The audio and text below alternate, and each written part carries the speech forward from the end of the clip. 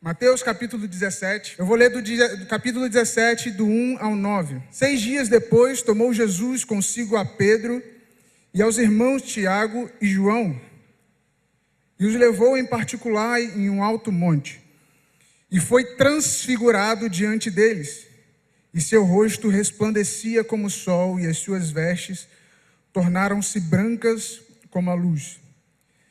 E eis que lhes apareceram Moisés e Elias falando com ele. Então disse Pedro a Jesus: Senhor, bom é estarmos aqui. Se queres, farei aqui 3 tendas. Uma será tua, outra para Moisés e outra para Elias. Falava ele ainda quando uma nuvem luminosa os envolveu, e eis, vindo da nuvem, uma voz que dizia: Este é o meu filho amado, em quem me comprazo. A ele ouvi. Ouvindo-a, os discípulos caíram de bruços, tomados de grande medo. E aproximando-se deles, tocou-lhe Jesus, dizendo: Erguei-vos e não temais. Então eles, levantando os olhos, a ninguém viam, senão Jesus. Você pode repetir isso comigo? Então eles, levantando os olhos, ninguém viam, senão a Jesus. E descendo eles do monte, ordenou-lhe Jesus: A ninguém conteis a visão, até que o Filho do Homem ressuscite dentre os mortos. Deixa eu te fazer uma pergunta.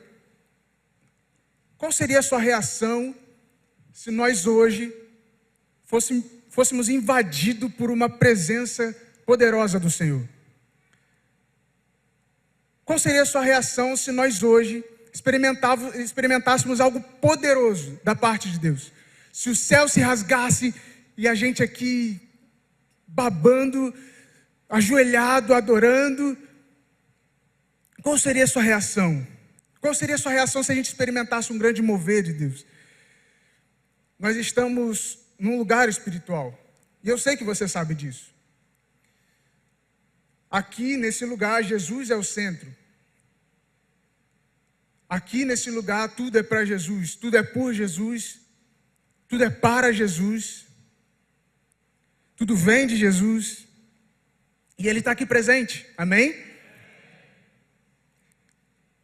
De vez em quando, eu costumo estudar algumas outras religiões, porque eu preciso saber como eu devo evangelizá-los. E um tempo atrás, eu estava estudando sobre o candomblé. Tenho muito respeito a você, se você já veio dessa religião, se você sabe mais do que eu, mas eu estava estudando sobre eles. E o interessante é que dentro do lugar lá onde eles fazem as suas reuniões, para eles invocarem Exu, Iemanjá, Zé Pilantra, enfim, para eles invocarem todos esses demônios, todos esses deuses, digamos para eles têm que fazer alguns rituais. E para isso, os rituais envolvem cigarro, envolve bebida, envolve pornografia, dos demais feitos. Mas deixa eu te falar uma coisa. Eu acredito num Deus que é vivo, é onipotente, Ele pode todas as coisas, Ele é onipresente, Ele está em todo lugar. E Ele é onisciente, Ele sabe de tudo. E quando eu digo que Ele é onisciente, Ele está em todo lugar, Ele está aqui nesse momento. Eu acredito no Espírito Santo, que não habita só em ambientes, mas Ele habita dentro de nós, amém? Nós não precisamos de outros meios para alcançar aquilo que Deus já nos entregou, que é o seu próprio Espírito, amém? Então o Espírito Santo está aqui hoje. Mas esse versículo em específico, ele fala de algo muito poderoso, que é quando Jesus separa Pedro, Tiago e João. Eles caminham por um tempo, Jesus leva eles para um monte, e Jesus se transfigura para eles. E eu não sei se você já parou nessa passagem, se imaginando nessa cena, mas toda vez que eu paro para ler isso, eu fico imaginando como deve ser você enxergar Jesus glorificado. A Bíblia diz que Ele resplandecia como o sol. E vou me acertar. Irmãos, eu não sei como é que você se imagina diante dessa cena, mas Pedro, Tiago e João foram privilegiados E eles compartilharam isso.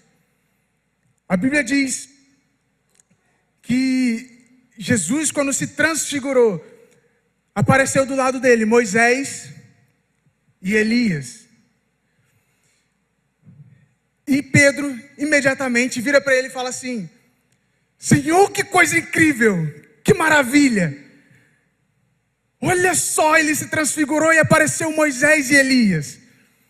E ele fala: Senhor, olha só, bom é que a gente faça 3 tendas. Uma para o Senhor, outra para Moisés e outra para Elias.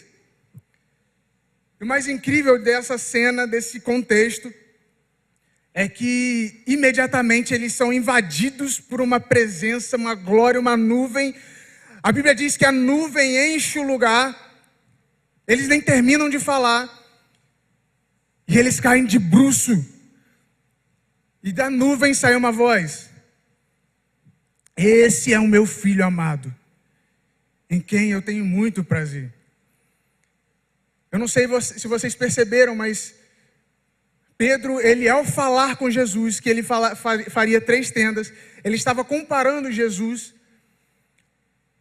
a Elias e a Moisés. E Jesus não é comparável. Não existe outro além de Jesus, acima de Jesus. E eu queria falar desse contexto.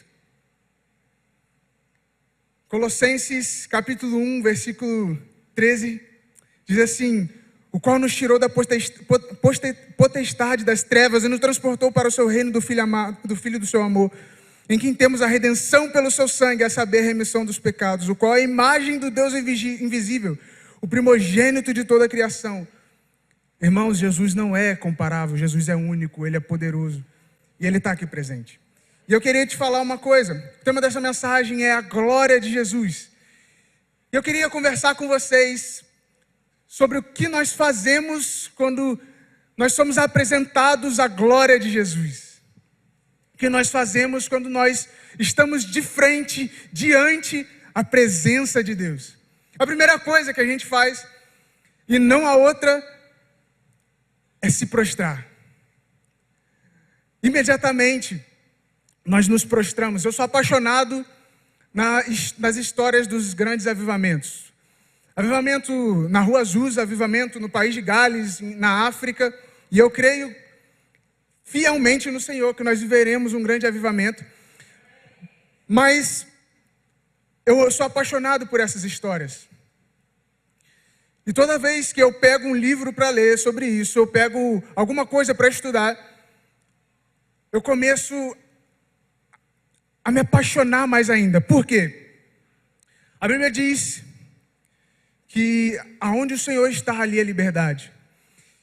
E durante muito tempo, homens levantados por Deus, apaixonados por Jesus, eles queriam tanto um grande avivamento no lugar onde eles estavam inseridos, que eles oravam sem cessar. Relatos dizem que pessoas entravam nas igrejas, queriam ouvir uma palavra de Deus, mas não tinha culto, não tinha palavra, não tinha canções, eram só orações. E aí Deus resolve responder a oração. Deus vem com um grande avivamento sobre, digamos, o país de Gales. Deus vem com um grande avivamento sobre o país de Gales. E aquele lugar é invadido pela glória de Deus. Os relatos dizem que as pessoas passavam na igreja e o coração aquecia, o Espírito Santo falava assim: você precisa ir para a igreja. E ele imediatamente na rua, ele começava a chorar, desejando se arrepender pelos seus pecados, desejando se arrepender da vida que estava levando e entregar a sua vida a Jesus. E eu acredito que nós viveremos isso. Mas imediatamente, quando essas pessoas entravam nas igrejas, a primeira atitude que eles tinham era de se curvar. A primeira atitude que eles tinham era de se prostrar, de reconhecer que Jesus era o único Deus. O jovem rico, quando ele vai se chegar a Jesus, ele vem correndo e fala: Jesus, mestre. De alguma forma ele reconheceu que Jesus estava acima dele. Todas as vezes que você se prostrar diante do Senhor, que você começar a orar, que você começar a falar, automaticamente você vai reconhecer que não existe outro além de você. A posição que você se encontra ajoelhado, todas as vezes que você for ajoelhado, você tem que reconhecer isso, que não existe outro além de você. Que não existe outro acima de você. Que Jesus, Ele está acima de você. Então todas as vezes que você se prostra a Ele, você demonstra isso.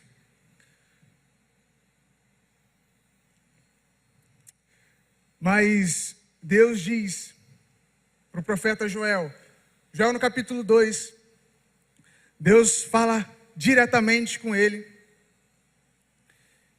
e fala assim: rasgai o vosso coração e não as vossas vestes, e convertei-vos ao Senhor, o vosso Deus, porque Ele é misericordioso e compassivo e tardio em irar-se e grande em benignidade e não se arrepende do mal. Quando a gente se curva diante da presença de Deus, se você reconhece que você está num lugar onde a presença de Deus está aqui, por mais que você não esteja sentindo nada, mas você reconhece que Deus está aqui, isso é automático. Você deve se prostrar. Você deve reconhecer que existe alguém maior do que você. E eu não falo de se prostrar fisicamente. Muitas pessoas, eu admiro isso, e eu faço isso também, chegam na igreja e automaticamente dobram seus joelhos para orar, agradecendo ao Senhor pela semana, agradecemos ao Senhor pelo dia. Mas não é isso que eu estou falando. O que eu estou falando é que nós devemos dobrar o nosso coração e não o nosso físico. Um rasgar de vestes e não, um rasgar de alma e não de vestes. Então a primeira coisa que eu tenho que fazer, quando eu estou de frente à glória de Deus, é me prostrar, é me curvar. A segunda coisa que eu tenho que fazer é ouvir a voz de Deus. Quando Pedro, Tiago e João, eles se curvaram, automaticamente saiu da nuvem uma voz. O próprio Deus estava falando com eles. Este é o meu filho amado, em quem eu tenho muito prazer. Ouviu, ouvem. É isso que ele estava falando. Isso chama muito a minha atenção e espero que chame a sua atenção também, porque nós devemos ouvir a voz do Senhor. Porque, irmãos, deixa eu te falar uma coisa. Deus fala em tudo. Em todo momento Deus está falando. Seja no seu quarto, seja na sua sala, na cozinha, Deus está falando. No seu carro, Deus está falando. Quando você está feliz, Deus está falando. Quando você está triste, Deus está falando. Quando você está chorando, Deus está falando. Em todo momento, Deus está arrumando alguma forma para falar com você. E Ele tem várias formas para fazer isso. Seja por alguém, seja pela palavra. Mas em todo momento, Deus se preocupa com você e Ele quer falar com você. Mas o mais triste disso tudo é saber que, em todo momento, se Ele fala comigo, é eu me questionar se eu estou escutando. E deixa eu te fazer uma pergunta, você escuta a voz de Deus? Você tem escutado a voz de Deus? Se isso é tão importante para você, você vir à igreja, ouvir um louvor, declarar palavras de amor a Ele, adorar a Ele. Se isso é tão importante para você, quando você se refere a Ele, quando você fala com Ele, por que não é importante quando Ele fala com você? De alguma forma, quando nós estamos no momento de adoração, eu sempre falo isso para os jovens, quando nós estamos no momento de adoração, nós estamos adorando a Ele, falando com Ele todos os nossos sentimentos, aquilo que nós precisamos, aquilo que nós sentimos falta, aquilo que nós adoramos, aquilo que nós contemplamos. Nós estamos agradecendo nesse momento. Mas no momento da palavra, é um momento que Ele fala com a gente. É um momento que Ele se revela para a igreja. E infelizmente é nesse momento que muitas pessoas não prestam atenção, muitas pessoas se dispersam. E é nesse momento que você ignora a voz de Deus. E eu não estou falando de mim, estou falando de todas as pessoas que você ouviu uma palavra de Deus. Todas as vezes que alguém abrir a Bíblia e falar algo da parte de Deus, Preste atenção. Porque Deus, da forma mais simples, Ele fala com você. Da forma mais radical, Ele fala com você. Amém? Nós devemos ouvir a Deus. Eu queria que você abrisse comigo, Deuteronômio capítulo 28. E esse texto eu gravei na cabeça. Deuteronômio capítulo 28 é uma promessa a todos aqueles que escutam a Deus. Se atentamente ouvires a voz do Senhor, se atentamente ouvires a voz do Senhor, teu Deus, tendo cuidado de guardar todos os teus mandamentos que hoje te ordeno, o Senhor teu Deus te exaltará sobre todas as nações da terra. Se ouvires a voz do Senhor teu Deus, virão sobre ti e te alcançarão todas essas bênçãos. Bendito serás tu na cidade, bendito serás tu no campo. Amém? Vamos lá, vou repetir. Se ouvires a voz do Senhor teu Deus, virão sobre ti e te alcançarão todas essas bênçãos. Bendito serás tu na cidade, bendito serás tu no campo. Vamos lá, eu vou repetir, você vai pegar essa. Se ouvires a voz do Senhor teu Deus, virão sobre ti e te alcançarão todas essas bênçãos. Bendito serás tu na cidade, bendito serás no campo. Bendito será o fruto do teu ventre, o fruto da sua terra e o fruto dos seus animais, e as suas crias e as suas vacas das tuas ovelhas. Amém? Bendito o teu cesto e da tua amassadeira, bendita serás ao entrares, bendito serás ao saíres. Amém? O Senhor fará com que sejam derrotados na sua presença os seus inimigos, que se levantarem contra ti, por um caminho sairão contra ti, mas por 7 caminhos fugirão da sua presença. Amém? Mas tudo isso, se vocês ouvirem atentamente a voz do Senhor teu Deus, sempre tem um si.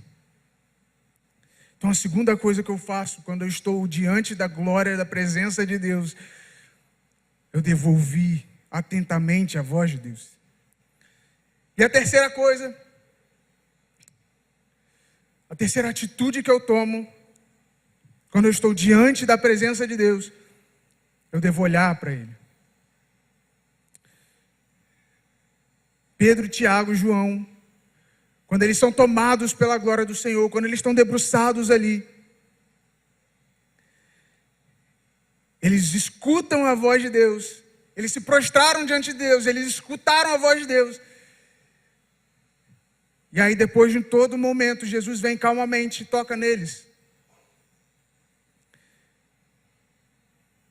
Versículo 7 diz assim: aproximando-se Jesus, tocou-lhes e disse: levantai-vos e não tenhais medo. E erguendo ele os olhos, a ninguém viram, senão a Jesus.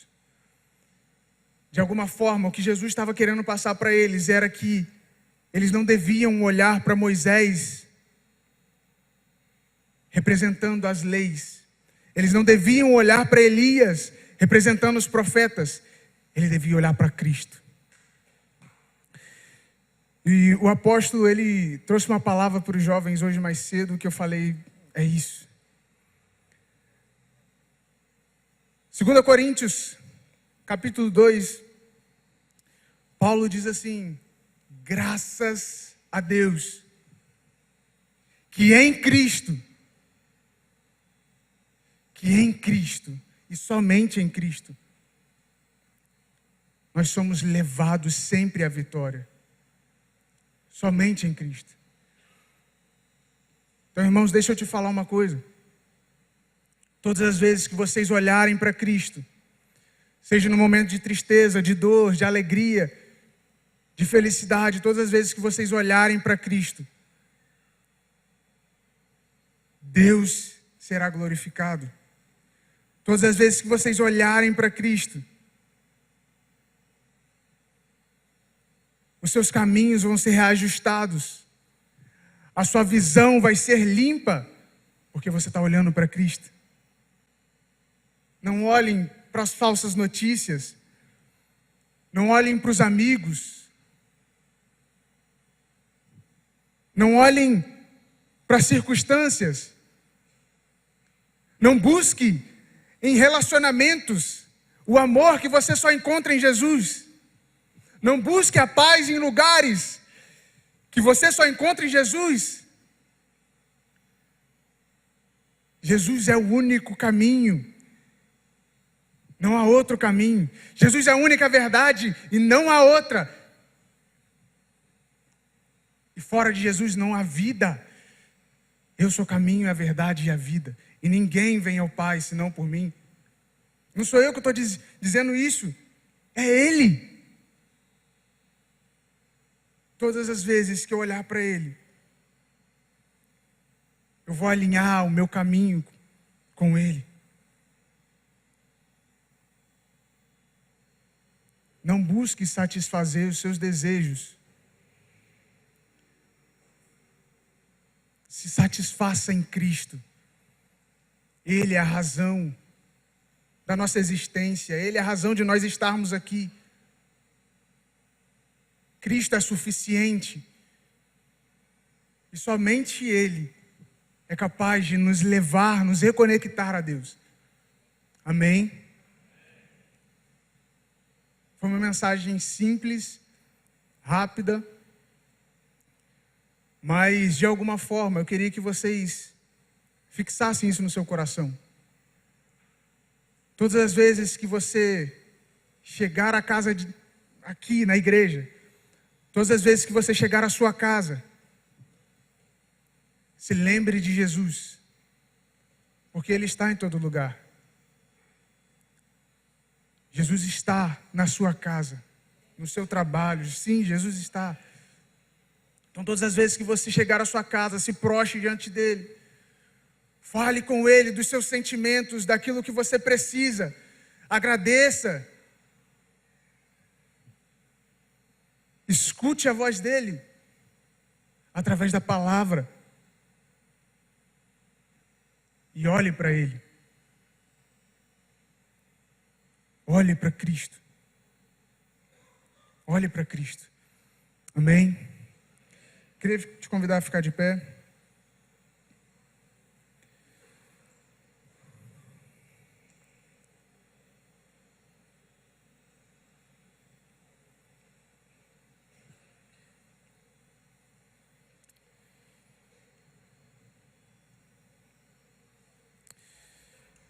Colossenses capítulo 1, versículo 16 diz assim: pois nele foram criadas todas as coisas, nos céus e sobre a terra, as visíveis e as invisíveis, sejam tronos, soberanias, quer principados, quer potestades. Tudo foi criado por meio dele e para ele. Ele é antes de todas as coisas, e nele tudo subsiste. Ele é o cabeça do corpo, que é a igreja. Ele é o princípio, o primogênito de entre os mortos, para em todas as coisas ter a primazia. Porque aprove Deus que nele residisse toda a plenitude. Amém? Feche seus olhos. Senhor Jesus, nós acreditamos que o Senhor é o único nesse lugar. Nós acreditamos que tudo é para o Senhor. Tudo vem do Senhor. Nós acreditamos que o Senhor é onipotente, onipresente, onisciente, que o Senhor é poderoso, que o Senhor é infinito, que o Senhor é belo. Nós acreditamos. Nós acreditamos que o Senhor é aquele que era, que é e o que há de vir. Nós acreditamos que o Senhor é o Deus Emanuel, aquele que está conosco. Nós acreditamos. Sim, nós acreditamos. Nós temos fé no Senhor. E a tua palavra diz que se nós crermos, nós veremos a glória de Deus. Nós veremos a tua glória. Espírito Santo de Deus, que ainda hoje o Senhor invada os corações daquele que nunca teve experiência com o Senhor. Eu oro, Espírito Santo, para que o Senhor invada os lares, as casas, e que através dessas pessoas o Senhor os encha do teu Espírito e que essa cidade seja povoada pela sua presença. Espírito Santo de Deus, que comece em nós algo poderoso. Eu oro para que comece em nós o grande avivamento que Campos está para experimentar. Um avivamento de cura, de milagres, de salvação, de reconciliação. Que o Senhor reconcilie maridos às esposas, pais a filhos, filhos aos pais, perdidos ao Senhor. Eu oro para que a sua presença seja manifestada em Campos dos Goytacazes de forma poderosa e sobrenatural. E que o Senhor nos use. Que o Senhor use a tua igreja, a tua noiva. Que o Senhor nos use de forma poderosa. Que o Senhor venha nos quebrantar. Que o Senhor venha gerar mais fome e sede da sua presença. Que o Senhor venha gerar em nós um desejo por um grande avivamento. Que o Senhor venha gerar em nós um desejo de ver pessoas se reconciliando com o Senhor. Que o Senhor venha gerar em nós um amor sobrenatural.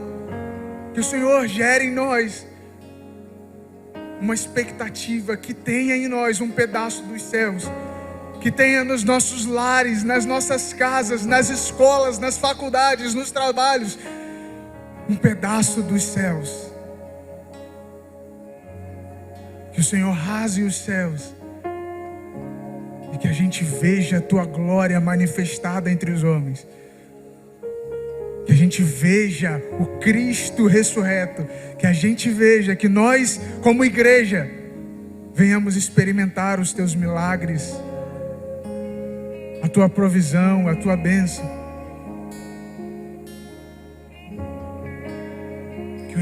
Que o desempregado arrume emprego. Que o necessitado seja confortado e alimentado no Senhor. E que o Senhor use a tua igreja de forma poderosa para alcançar essa geração. Que o Senhor use a sua igreja de forma poderosa e sobrenatural para alcançar os perdidos. E que todos sejam impactados por um amor incondicional que não dá para se explicar. Eu oro por um grande avivamento na sua igreja. Eu oro por um grande avivamento na cidade de Campos. Eu oro por um grande avivamento no meio dos jovens. Eu oro por um grande avivamento no meio dos lares.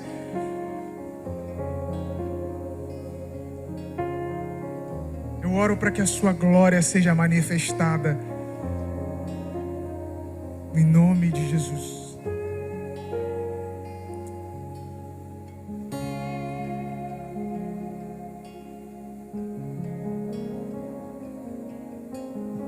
Glória a Deus.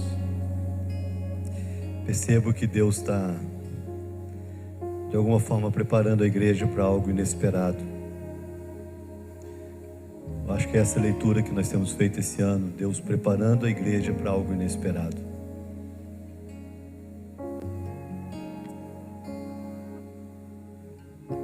Muitos avivamentos e experiências que a igreja experimentou na história, muitos começaram em lares, em alguma família.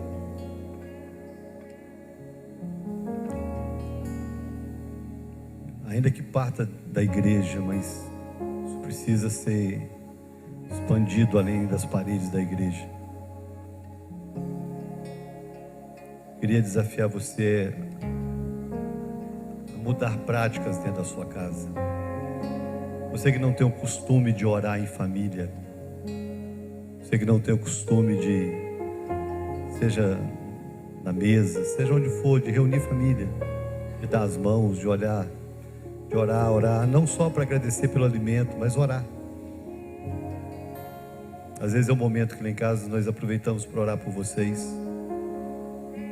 pelos enfermos, por Israel,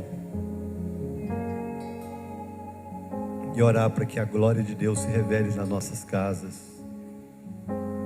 Se a presença de Deus fosse mais viva nos lares, as famílias viveriam menos crises, os casamentos viveriam menos crises, teríamos menos problemas de adultério, de pornografia, tantas outras coisas que têm destruído tantos lares. Essa é a chamada de Deus para nós, né? Chamada para nós nos prostrarmos, a chamada para nós ouvirmos, a chamada para nós olharmos para Ele.